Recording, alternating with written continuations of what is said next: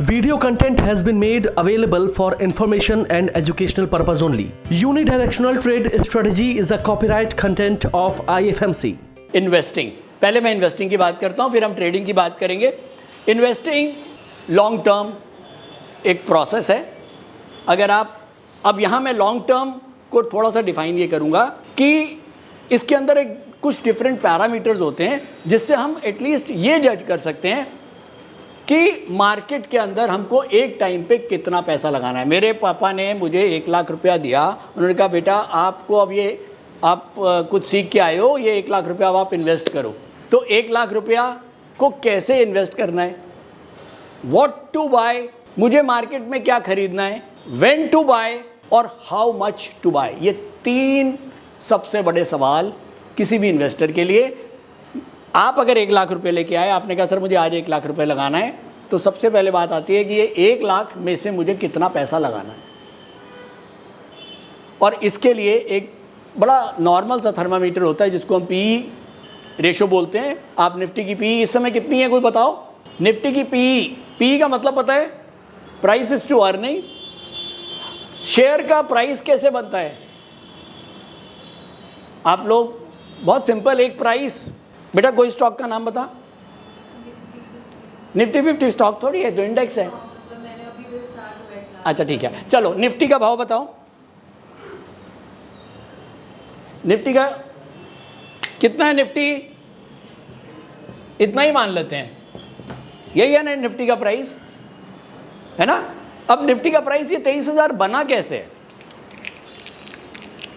इस बिस्लरी के ऊपर कॉस्ट प्राइस तो लिखा होगा, हर चीज़ के ऊपर जो मार्केट में बिकती है उसके ऊपर सीपी लिखा होता है ना एक, लेकिन स्टॉक मार्केट ऐसी चीज़ है जिसके ऊपर कॉस्ट प्राइस नहीं लिखा होता। मुझे पता ही नहीं होता कि ये 23,000 का है या 2,000 का है, लेकिन मार्केट वाले कह रहे हैं 23,000 का है। तो अब पहले तो ये सोचो कि ये 23,000 बना कैसे है। Price is equals to earning into PE ratio. Earning क्या होती है? अर्निंग इनटू पीई रेशियो, ऐसे बनेगा। अब आप लोग डालोगे गूगल पे कि इस समय निफ्टी की पीई रेशियो क्या है, ठीक है। आप गूगल पे जाओ तो निफ्टी की पीई रेशियो आपको रफली 23 मिलेगी, ठीक है। अब पीई रेशियो क्या होती है अभी समझाता हूं। और अर्निंग कितनी मिलेगी? रफली 1000। तो दोनों को मल्टीप्लाई करोगे तो क्या आ जाएगा? तो प्राइस कैसे बनता है? अर्निंग, एक साल में निफ्टी मुझे कितना अर्न करके दे रहा है। निफ्टी मुझे 1000 रुपये एक साल में अर्न करके दे रहा है, और निफ्टी का प्राइस है 23,000। क्यों? क्योंकि हम 23 गुना इसको अट्रैक्शन दे रहे हैं। निफ्टी 23,000 रुपये का मतलब ये हो गया कि हम निफ्टी के प्राइस को 23 गुना का अट्रैक्शन दे रहे हैं। और अट्रैक्शन क्यों दे रहे हैं? पी का मतलब अट्रैक्शन, मतलब अर्निंग। आप पी नहीं समझ में आता ना, इसको हटा दो, इसको लिखो अट्रैक्शन, कि 1000 रुपये की अर्निंग है निफ्टी की और 23 गुना इसका अट्रैक्शन है। अट्रैक्शन क्या होती है? कुछ भी अच्छी चीज़ हो रही है, हमारी जीडीपी बढ़ रही है, हमारा इकोनॉमिक डाटा अच्छा आ रहा है, हमारी गवर्नमेंट स्टेबल है, मोदी जी की गवर्नमेंट अब आने वाली है, तो इसी वजह से पीई रेशियो यानी कि अट्रैक्शन बढ़ता रहेगा। तो निफ्टी का प्राइस डिसाइड करेंगे अर्निंग और पीई। इस समय अर्निंग चल रहा है 1000 और 23 चल रही है अट्रैक्शन। आपको पता है ये अट्रैक्शन पीछे, कोई बता सकता है ये अट्रैक्शन हाईएस्ट अभी पीछे कितनी हो गई थी? कुछ हैं स्टॉक मार्केट वाले लोग? पीछे जब मोदी जी की गवर्नमेंट दोबारा आई थी उस समय शायद ये 35 और 36 की पीई हो गई थी अट्रैक्शन। लेकिन उस समय प्राइस निफ्टी का कितना था? शायद 15,000।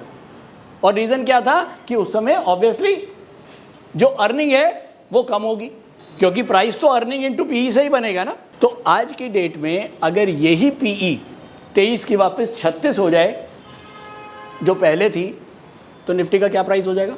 36,000। अब हमको ये देखना है कि इस समय जब हम मार्केट में इन्वेस्ट करने के लिए निकलते हैं तो हमको एक टेम्परेचर मार्केट का ये देखना है कि पीई रेशियो कितना है, मार्केट कितना अट्रैक्टिव है या कितना हॉट है। अगर मार्केट की पीई रेशो बहुत ज़्यादा है तो शायद हम कुछ पैसा कम लगाएंगे। अगर मेरे पास लाख रुपया है तो शायद मैं 40,000 इक्विटी में डालूंगा, बाकी 60,000 मैं कहाँ डाल सकता हूँ?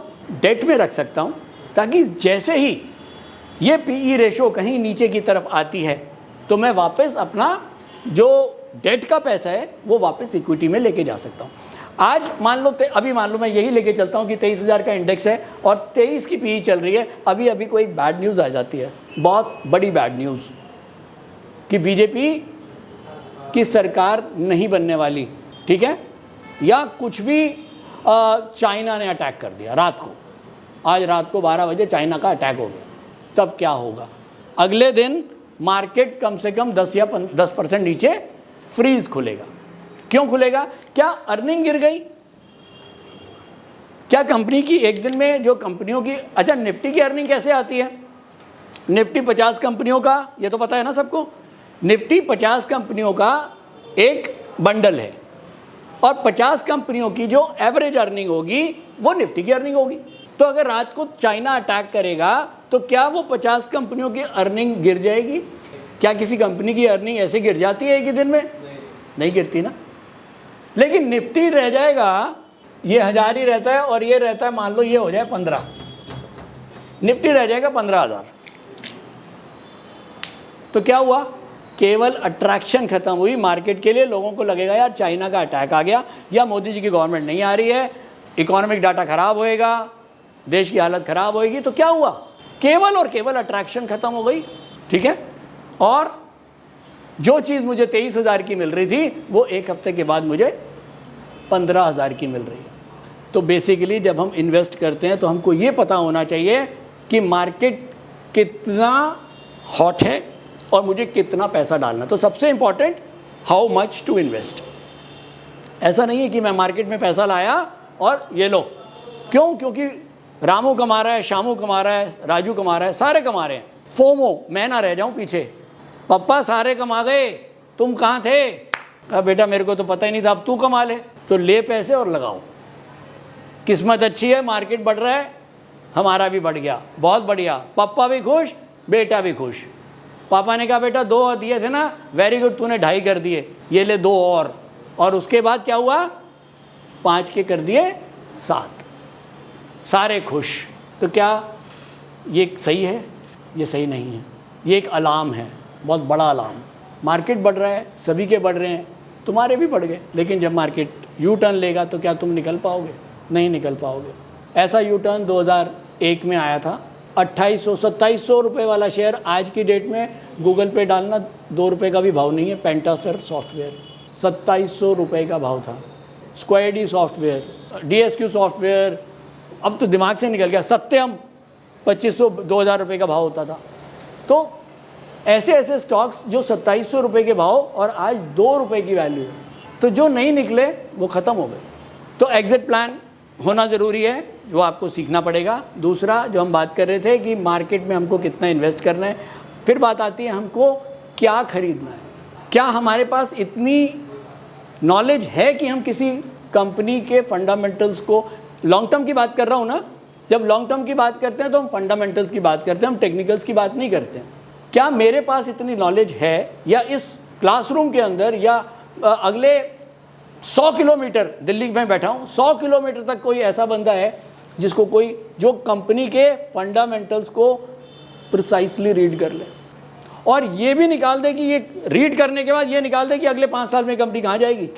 आप कहोगे नहीं सर हो सकता है, कोई बात नहीं, वापस लाता हूँ। कितने लोग ऐसे हैं जो बिजनेस कर रहे हैं यहाँ पर? हाथ उठाओ। क्या करते हो? LED लाइट मैन्युफैक्चरिंग करते हो, ठीक है। आपका जो भी प्रॉफिट है, मार्जिन है, वो आपको पता है, पता है ना। अगले 5 साल का प्रोजेक्शन कर सकते हो कि आप कहाँ जाओगे? आपके पास मर्सिडीज होगी या ऐसे ही चलते रहोगे या इससे भी नीचे आ जाओगे? कर सकते हो, एक्सपेक्टेशन है, लेकिन गारंटी तो नहीं है। अब सुनो, जो आदमी अपना बिजनेस चला रहा है उसको सब पता है कि मैंने कहाँ गोतामाला कर रखा है, मैंने कहाँ गड़बड़ कर रखी है, मैं कहाँ से कमा रहा हूँ। अगर वो अपनी कंपनी के लिए 100% श्योर नहीं हो सकता, तो मैं एक अदर कंपनी के बारे में उसके फंडामेंटल्स को रीड करके मैं कैसे 100% श्योर हो सकता हूं कि मेरा पैसा बढ़ेगा? तो यहां सब कुछ केवल गेम ऑफ प्रोबेबिलिटी के ऊपर चलता है। हाँ, आप कोशिश करते हो कि आप अच्छी से अच्छी कंपनी को चूज करो, लेकिन एक कंपनी को चुनना शायद मुश्किल होता है। तो एज ए बिगिनर कुछ ऐसा तरीका होना चाहिए कि हम इस मिसकंसेप्शन से और इस डर से बच जाएं। तो वो क्या तरीका हो सकता है? कम इन्वेस्टमेंट, ज़्यादा कंपनीज में कर देंगे। बिल्कुल सही है, क्योंकि इन्वेस्टमेंट कम होगा तो फियर कम होएगा, और फियर कम होएगा तो ग्रीड भी कम होएगा, और ग्रीड कम होएगा तो फियर कम होएगा। तो अगर ये ग्रीड और फियर के ऊपर जीत आ गई तो आप विनर हो।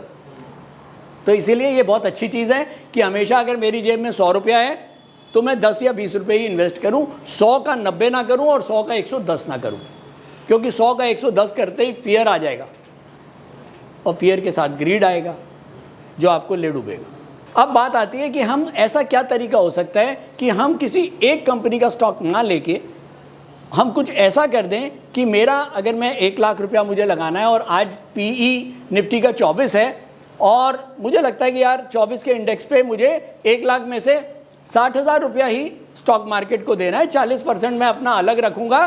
कब के लिए? अगर कहीं पीई अट्रैक्शन नीचे आएगी तो वापस 40,000 रुपया मुझे अपने घर से नहीं लाना पड़ेगा एडिशनली, यही 40,000 मैं डेट को ख़त्म करके इक्विटी में ले जाऊंगा। ठीक है, तो ये होता है कि मुझे कितना पैसा इन्वेस्ट करना है। अब बात आ रही थी कि मुझे क्या लेना है, व्हाट टू बाय। अभी हमने क्या देखा? How much to invest, how much to invest वो हमको डिसाइड करना है पीई रेशो के साथ। अब व्हाट टू बाय, ये तो मेरे को पता है कि यार इन्फोसिस बहुत अच्छी कंपनी है, विप्रो बहुत अच्छी कंपनी है, टाटा मोटर्स अच्छी है, लेकिन क्या एक कंपनी के ऊपर मैं पैसा लगाऊं अपना हार्ड अर्न मनी, और जिसके मेरे को फंडामेंटल्स भी नहीं पता, मैं केवल विश्वास पे लगा रहा हूं? क्यों? क्योंकि मार्केट में बताया जाता है कि ये ब्लू चिप्स हैं, यही है ना। तो अब ऐसी जगह पे पैसा लगाना मुझे तो समझ में नहीं आता। तो मैं कोशिश ये करूंगा कि मैं एक बंडल ऑफ स्टॉक्स ले लूं, जो आपने बताया बहुत बढ़िया। मान लो आपने निफ्टी को उठा लिया, निफ्टी को आपको पता है कि निफ्टी को हम केवल फ्यूचर्स में खरीद नहीं सकते, निफ्टी को हम शेयर भी खरीद सकते हैं। पता है आपको? कितने लोगों को पता है? बेटा आपको पता है? पता है कैसे खरीदते हैं? नहीं किया? हाँ जी, निफ्टी 20। निफ्टी एक इंडेक्स है, निफ्टी स्टॉक नहीं है। इंडेक्स के अंदर हम ट्रेड करते हैं, उसकी डिलीवरी नहीं ले सकते हैं। डिलीवरी हम किस चीज़ की ले सकते हैं? जो एक्चुअली स्टॉक है। टाटा मोटर, हम इसकी डिलीवरी ले सकते हैं। हिंदुस्तान लीवर, एक कंपनी की हम स्टॉक खरीद के डिलीवरी मीन्स उसको हम, पहले फिजिकल मिलते थे शेयर्स, आज से शायद 98 की बात कर रहा हूँ, जब हम शेयर खरीदते थे तो हमको फिजिकल सर्टिफिकेट मिलते थे और वो हम घर में लॉकर में रखते थे संभाल के। लेकिन आज की डेट में क्या हो गया? आप शेयर खरीदते हो तो आपको फिजिकल शेयर नहीं मिलते हैं, आपको कहते हैं भैया डीमैट अकाउंट खुलवाओ और आपके शेयर डीमैट में चले गए। ठीक है, तो डीमैट अकाउंट में आपके शेयर आ जाते हैं। तो बेसिकली बंच में, तो बेसिकली निफ्टी एक को हम खरीद नहीं सकते हैं क्योंकि वो इंडेक्स है। तो निफ्टी को अब खरीदने का तरीका क्या है? निफ्टी को खरीदने का एक तरीका ये है कि या तो जो जितने भी म्यूचुअल फंड्स हैं ना, जितने भी म्यूचुअल फंड्स हैं उन्होंने निफ्टी के ETF बना रखे हैं। ETF मतलब एक्सचेंज ट्रेडिंग फंड। हम उसके अंदर ETF खरीद के हम डायरेक्टली निफ्टी के स्टॉक्स को खरीद सकते हैं।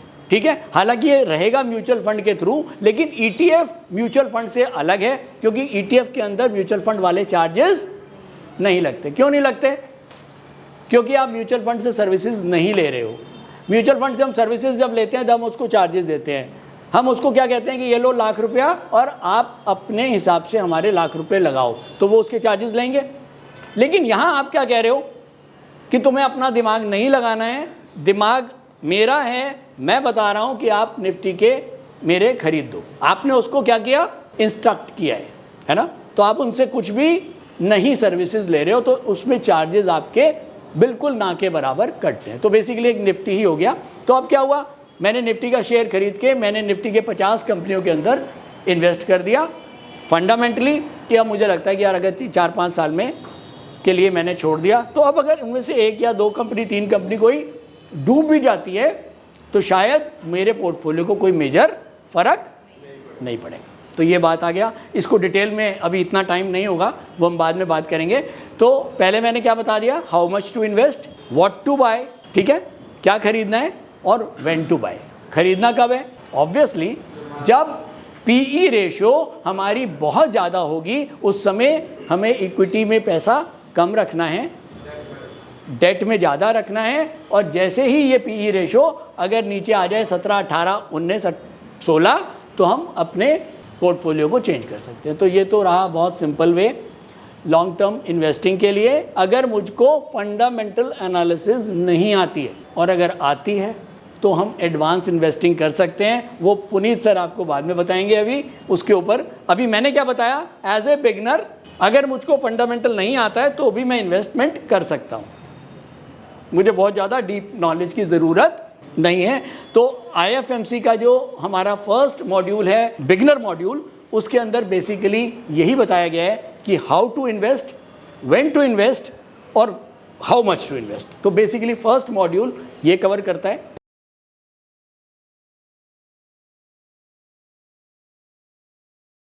स्टॉक ट्रेडिंग के दौरान मुझे क्या खरीदना चाहिए और मुझे क्या बेचना चाहिए, मुझे कब खरीदना चाहिए और मुझे कब बेचना चाहिए, ये सवाल आपको परेशान करते हैं। तो चलिए सिंप्लीफाई करते हैं स्टॉक ट्रेडिंग को और निकालना सीखते हैं वो एक्यूरेट पॉइंट्स जहां हमें स्टॉक को बाय या सेल करना है। मेरे यानी मनीष तनेजा के साथ IFMC की यूनिटीएस स्ट्रैटेजीज से। यूनिटीएस यानी यूनिडायरेक्शनल ट्रेड स्ट्रैटेजीज, जो है हर स्टॉक ट्रेडर की पहली पसंद, जो बनाती है स्टॉक ट्रेडिंग को सिंपल, एक्यूरेट और स्ट्रेस फ्री।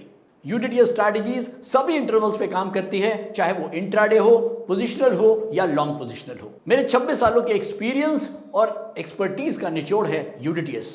IFMC की लोकप्रियता का राज है उसकी copyright strategies, and IFMC is unchallenged leader in stock market education. IFMC is now a school of 10 million learners, awarded twice by Delhi City Icon Awards. So let's begin UDTS online course by IFMC.